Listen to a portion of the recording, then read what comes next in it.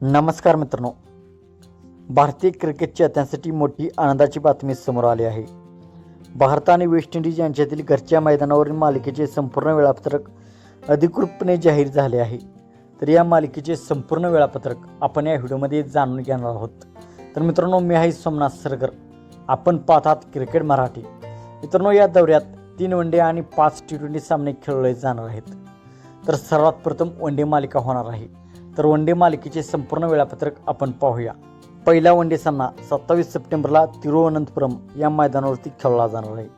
तर दुसरा वनडे सामना 30 सप्टेंबरला गुवाहाटीच्या मैदानावरती खेळला जाणार आहे। तर तिसरा वनडे सामना 3 ऑक्टोबरला न्यू चंदीगडच्या मैदानावरती खेळला जाणार आहे। हे वनडे सामने दुपारी 2 वाजता सुरू होणार आहेत। तर यानंतर 5 T20 सामन्यांची मालिका होणार आहे। तर पहिला T20 सामना 6 ऑक्टोबरला लखनौच्या मैदानावरती खेळला जाणार आहे। दुसरा T20 सामना 7 ऑक्टोबरला रांचीच्या मैदानावरती खेळला जाणार आहे।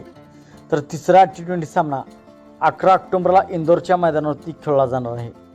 तर चौथा T20 सामना 14 ऑक्टोबरला हैदराबादच्या मैदानावरती खेळला जाणार आहे।